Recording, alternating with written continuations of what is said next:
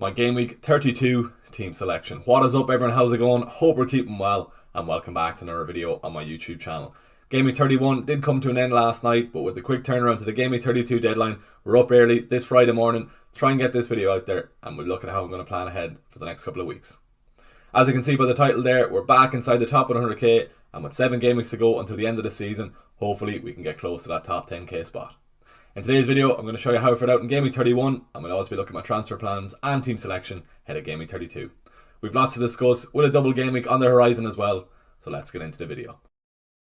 Before we get into today's video, a quick reminder to drop the video a like, and let's hit a like goal of 80 likes on this video. So head on down there, give the video a like, and if you are watching this and you're not subscribed, please do hit that subscribe button below.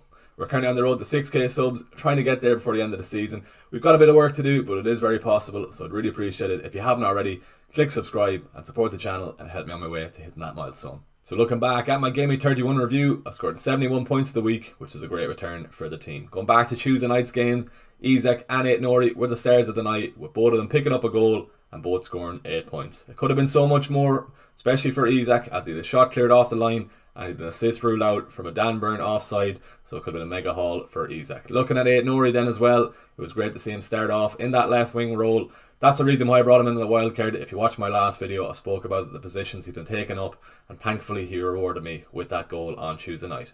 Probably could have been a lot more for AIT-NOURI along with Isaac on the night, as AIT-NOURI missed a one-on-one chance when it was probably harder not to score. All that matters is he did get his goal, probably converted the harder chance from a header from a set piece just before half time. I wasn't watching the game on Tuesday night, so when I saw Wolves equalise, I was checking my phone. I had small hopes of an AIT-NOURI return, and I can't describe the feeling that I got when I saw AIT-NOURI's name flash up on screen when Wolves did get that equaliser. It's just these little things that the game does to us. But as I said, I spoke about him a lot in my last video, so it's great to see him already repay the fate since bringing him in on the wildcard in Game Week 30. With him playing in that left wing advanced role, it won't last for too much longer, as Hwang is back, looking likely to come back into the team before the double game week in 34. But I'm just glad he did get that goal. A massive differential return, as I did say, and fingers crossed he can get something this weekend against West Ham. So going into Wednesday night's games, I was on a massive green arrow, sitting around 70k after those returns from Isaac and AIT-NOURI. But the events that unfolded on Wednesday night is the reason why you don't check your rank halfway through the game week. So going into Wednesday night games, checking the lineups for Arsenal and Man City. Rather surprisingly, Haaland was left on the bench for that Aston Villa game, and Saka was left out of the squad completely, even after Arteta saying he was okay. Into the Arsenal game with only Gabriel in defence. Arsenal did keep their clean sheet, so Gabriel came away with 6 points, but I probably lost a lot of rank, as I only had one Arsenal defender when a lot of managers have double Arsenal defence with Gabriel and Saliba, or Gabriel and Raya. So that was a bit of a bad start to the game week then, with no Phil Foden in the team after getting rid of him on my Game Week 30 wildcard. I was just hoping he could stay quiet that night. But what happened? Foden came away with a hat-trick, a massive 20-point haul, very tough one to take as a non-owner, and that dropped me from 70k down to 135k overall. And that's the reason why you don't check your live rank during halfway through the game week. So going into the games on Thursday night, I'd all hope on my Liverpool triple up to try and salvage back my green arrow after Foden caused the damage the night before. Darwin Núñez started the night off to a great start as he scored after there was a mistake from the Sheffield United keeper, so that was a nice differential return from Darwin up top. I put my fade in Mo Salah with the captaincy, as I was hopeful he could return well against a very poor Sheffield United defence, but it wasn't to be. He had a very quiet night. He was unable to offer any real attacking threat, and Klopp hauled him off just before the 60th minute, so only came away with 1 point and 2 points from the airman for a very disappointing return for the captaincy. To be fair to Salah, at least the other captaincy picks, or the main captaincy picks, didn't return well, with Son blanking on Tuesday night, Haaland not playing at all, and Saka being left out of the squad. So yeah, wasn't the worst, could have been a lot better, but if you did go against the 4 main people, fair play to you, as you would have got a nice return with the captaincy. The main reason why I brought in Caoimhín Kelleher on my wildcard was to attack that Sheffield United fixture last night, but a Bradley own goal wiped out his clean sheet. Wasn't the worst outcome, as I didn't own Bradley when a lot of managers do own him, so 3 points from Kelleher wasn't the worst return, considering Bradley got that own goal. With Saka and Haaland missing out on Wednesday night completely, it then meant Garnacho and Gusto subbed into my team alongside Palmer to play last night. Last night shows how vital and crucial it is to have a really strong bench, as Garnacho came off the bench for me and came away with a massive differential 14-point return, so bringing him in on the wildcard in Game Week 30 was the correct decision, and I'm really glad he got that return last night, albeit it was a jammy one after Haaland and Saka missed out completely. Garnacho scoring twice made up for having no Foden on Wednesday night, and Palmer finished off the game week after scoring a hat-trick and had picked up all 3 bonus points for a massive 20-point return. Chelsea left it late to beat United 4-3, so it was a bad night as a United fan, but a great night as an FPL manager, as I finished off with a massive green arrow, and I'm now sitting at 83k overall. As I said, we've now got 7 game weeks to finish off the season, so hopefully now we can push on and try and get close to that top 10k spot before the end of the season. Let's move on now with the game week deadline tomorrow and start planning ahead for the game week 32 deadline.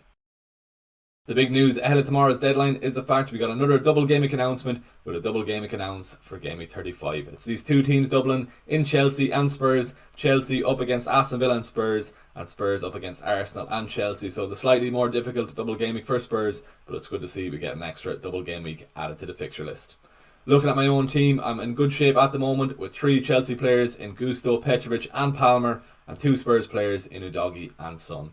Spurs blank, as we all know, in game week 34, so with my free hit left, I can free hit these Spurs players out in game week 34 and bring in teams who are doubling in 34, and I'll still have my Spurs players then for the double game week in 35. If you still have your wildcard left to play, this all but cements a locked in game week 35 wildcard, as it allows you to stock up on the Chelsea and Spurs players for the double game week in 35, and Chelsea and Spurs will also have a double game week in game week 37.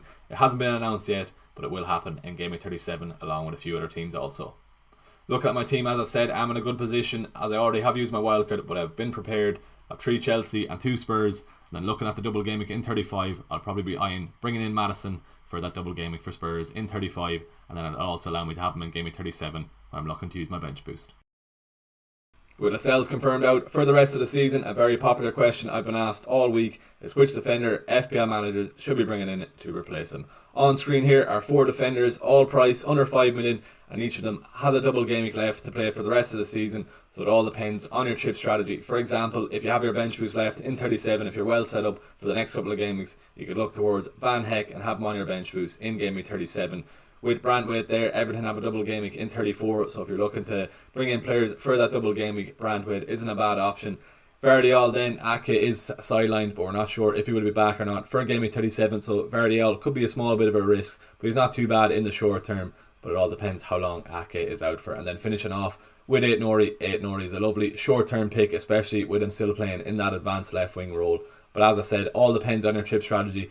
Me, myself, with a bench boost left to play in 37, I'd probably be looking at Van Heck and get an extra player on my bench boost. So shifting our focus back to tomorrow's deadline, and here's my current setup ahead of tomorrow's game week 32 deadline. Starting off in goals, Petrovic comes back into the team and Kelleher moves to the bench with Liverpool up against Man United this weekend in a derby. Petrovic comes back into the team with Chelsea away to Sheffield United. Might be a mistake, but I'm also doubling up on the Chelsea defence. Gusto come back into the starting 11 after I did bench him in game week 31, but he did come into the team anyway after Haaland and Saka missed out. As I said, it could be a mistake as Chelsea are very leaky in defence at the moment, conceding 3 to United last night and 2 to Burnley at home, even when Burnley were down to 10 men. Fingers crossed, I might have to cross everything, but hopefully we can get that Chelsea defence, as that'll be a great return on the Chelsea double up. Alongside Gusto in my back 3 is AIT-NOURI of Wolves up against West Ham at home this weekend. He is off the back of scoring in game week 31 against Burnley, and he is playing in that advanced role for Wolves at the moment, so it's going to be very hard to leave him on the bench, and that's the reason why he's in my starting 11. He's got 2 goals and 1 assist in his last 5 games.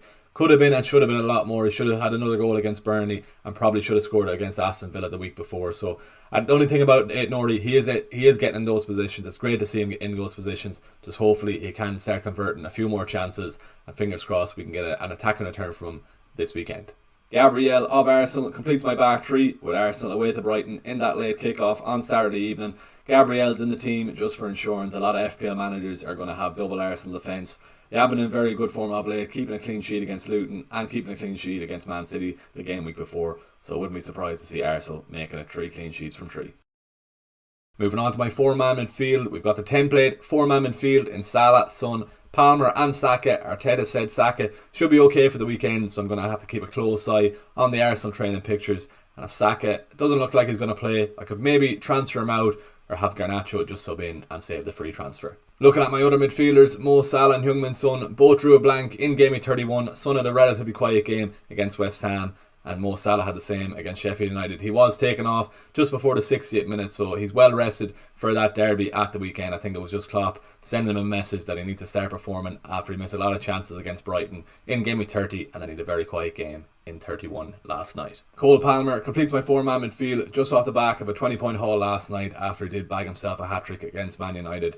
3 double-digit hauls in his last 3 games for Cole Palmer. 6 goals and 1 assist, leading to give him 48 points in his last 3 game weeks. So he's in absolutely outrageous form all season, to be fair, and especially the last couple of game weeks. And with a fixture against Sheffield United on Sunday, we could easily well see another double-digit haul for Palmer in that game. Moving on to my strikers, Erling Haaland, Alexander Isak and Darwin Núñez complete my starting 11, and we'll start off with Erling Haaland. He did get that surprise benching against Aston Villa midweek. To be fair to Pep, it's probably just a kick up the backside from Pep to Haaland to tell him that he needs to start performing, especially with the Champions League game around the horizon for Man City. I do expect him to come straight back into that starting 11 against Crystal Palace in that early kick-off. I do think Haaland will return well against a very leaky Crystal Palace defence. Alexander Isak has been an absolute joy to own since bringing him in on my wildcard in Gameweek 30. He got a 15-pointer against West Ham in Gameweek 30 and then followed by an 8-pointer against Everton during the week. He's now up against a very leaky Fulham defence in Gameweek 32, so I wouldn't be surprised to see Isak get another return this weekend. Newcastle themselves will be looking to bounce back after a very disappointing draw against Everton in those midweek games, so I am expecting a few goals from Newcastle and hopefully Isak is involved. Darwin Núñez completes my starting 11 and he's up against Man United in the derby on Sunday. To be fair to Núñez, he did get his goal against Sheffield United last night. He did miss a few chances though, which did knock him out of the bonus points. Looking at that Man United-Liverpool game on Sunday, I am expecting Liverpool to score a few, especially with Man United very poor in defence as of late, conceding 4 goals against a very poor Chelsea side last night. So I wouldn't be surprised to see Liverpool get a few with them chasing down the title.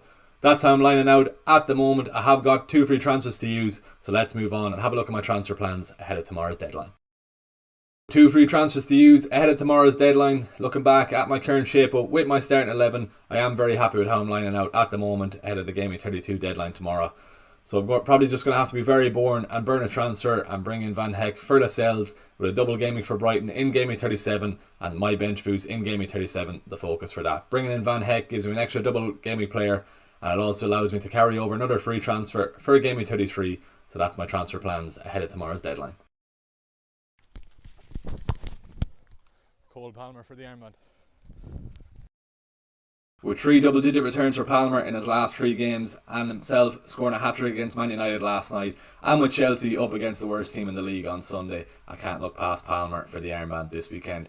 As you can see from that captaincy video, there was absolute awful conditions last night when I was filming that, but I had to make sure I had something filmed, so if that doesn't deserve a like, I'm not sure what does. Head on down there, drop the video a like, and let's hit a like goal of 80 likes on this video. And also, if you are watching and you're not subscribed, please do hit that subscribe button below. I got absolutely drenched last night filming that video, so I really appreciate it if you could head on down there, click subscribe and support the channel. As I said, I'm trying to hit 6k subs before the end of the season, so I really appreciate it if you could help me out and help me on my way to hitting that milestone.